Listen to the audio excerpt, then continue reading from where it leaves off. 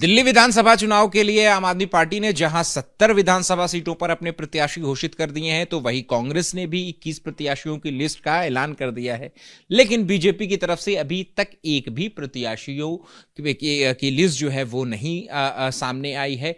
इसके एक कयास ये भी लगाए जा रहे हैं कि बीजेपी के पास सीटों पर जो बाकी अन्य दलों से आए हुए जो नेता हैं उनकी दावेदारी बढ़ गई है। इस वजह से भी थोड़ा सा लेट जो है वो देखने को मिल रहा है बीजेपी के सामने। हालांकि इस पर हमारे साथ बात करने के लिए मौजूद हैं विश्वास नगर से बीजेपी के विधायक ओपी शर्मा जी।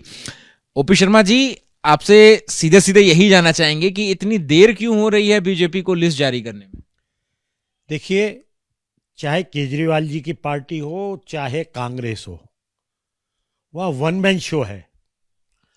भारतीय जनता पार्टी में पहले जिला, जिले के बाद प्रदेश, प्रदेश के बाद पार्लियामेंट्री बोर्ड ये तय करता है कि कौन कौन उम्मीदवार चुनाव लड़ेगा।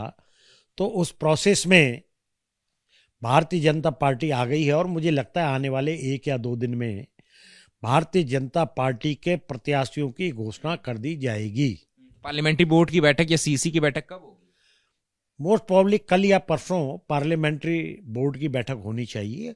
और हमारे यहाँ एक प्रक्रिया है, हम उस प्रक्रिया को पूरा करके एक डेमोक्रेटिक तरीके से जो काम करते हैं उसका कहीं ना कहीं केजरीवाल जी की आप पार्टी में और कांग्रेस में नितांत अभाव है। जो अन्य दलों से नेता आए हुए हैं, चाहे कांग्रेस की बात कर लें या आम आदमी पार्टी की बात कर लें, वहां से जो बीजेपी में नेता आए हुए हैं और जो दावेदारी ठोक रहे हैं विधानसभा सीटों पर, क्या ये भी एक वजह है कि लिस्ट जारी करने में इतना टाइम लग रहा है? ऐसा कुछ नहीं है।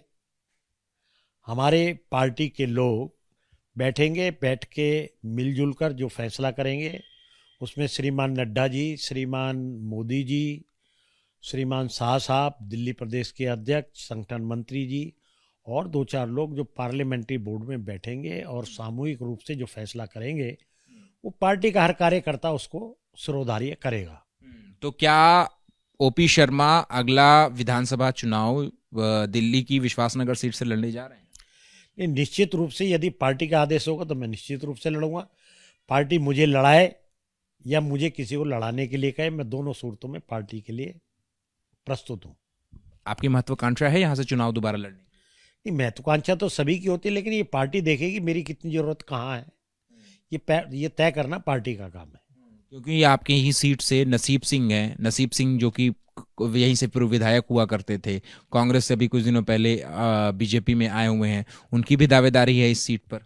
देखिए, हर सीट पे बहुत से लोगों की दावेदारी होती है, लेकिन हमारा जो हाई कमांड है वो आपस में विचार विमर्श करके जिस फैसले पे पहुंचेगा उसको सभी लोग मानेंगे। कौन सी ऐसी चीज रहेगी ओपी शर्मा और नसीब सिंह के बीच में जो कि आपको लगता है कि आपके लिए वो ज्यादा फायदेमंद होगी और आपका नाम आगे जाए? नहीं, मुझे लगता है मेरे द्वारा ये तुलना करना निरर्थक है।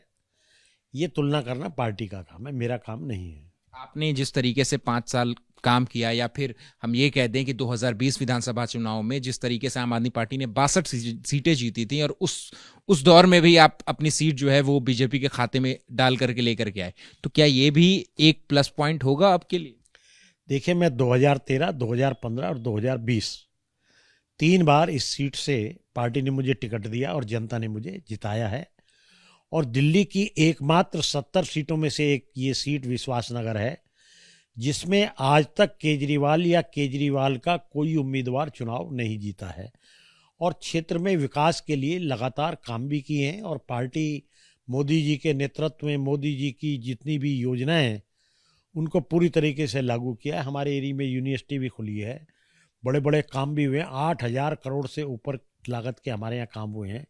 घर घर में गैस से पाइपलाइन पहुंची है, आईपी यूनिवर्सिटी बनी है, आईटी हब 5,500 करोड़ की लागत से बन रहा है, सादरा ड्रेन के ऊपर 2 पुल बने हैं और जो छोटे मोटे बिजली सड़क पानी के जो काम है वो लगातार काम हमारे क्षेत्र में हो रहे हैं। नसीब सिंह से हमने बात करी, नसीब सिंह का भी ये कहना है कि अगर पार्टी चुनाव लड़ाएगी तो वो बिल्कुल लड़ेंगे। और हमने जब उनसे सवाल ये किया कि क्यों पार्टी चुनाव लड़ाएगी, तो उन्होंने तो यहाँ तक कह दिया कि 3 बार वो यहाँ से विधायक रह चुके हैं और 15 साल यहाँ पर काम किया है, लोग जानते हैं, नाम से फेस से जानते हैं, तरीका जानते हैं बाकायदा नसीब सिंह के काम करने का। देखिए, मैं अपनी तुलना अपने आप करूँ ये हास्यास्पद होगा। ये काम आप हाईकमांड के ऊपर छोड़ दीजिए। तो लेकिन नसीब सिंह भी तो अपनी दावेदारी पेश कर रहे हैं ना। ये अच्छी बात है, दावेदारी पेश करना। एक डेमोक्रेटिक सेटअप है हमारी पार्टी में। लोगों को लगता है कि हमारी पार्टी जीत रही है, इसलिए ज्यादा उम्मीदवार आ रहे हैं। ये भी कह रहे हैं कि पार्टी का जहां जहां कार्यक्रम होता है वहां पर सक्रिय रूप से वो भाग लेते हैं, और वो राजनीतिक आदमी है तो चुनाव उनके लिए एक खुराक है। नहीं, जो आदमी पार्टी में है वो तो सभी लोग सभी कार्यक्रमों में जाना उनके लिए, उसके लिए वो बाध्यकारी हैं और वो जाते हैं।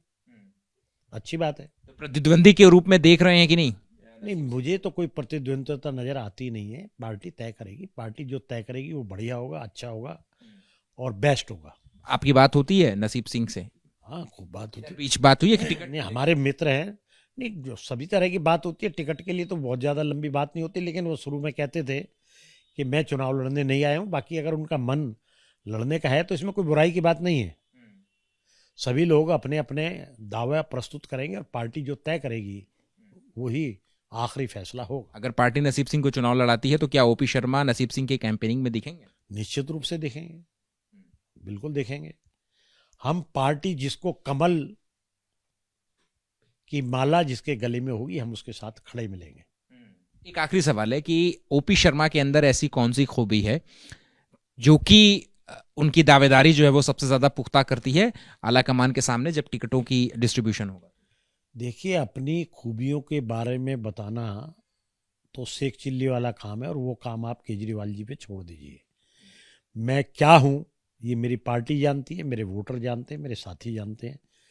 मुझे लगता है उसके बारे में मैं बोलूँ वो कुछ बढ़िया चीज़ नहीं है। लेकिन तैयार हैं आप अपनी जमीन यहां से चुनाव?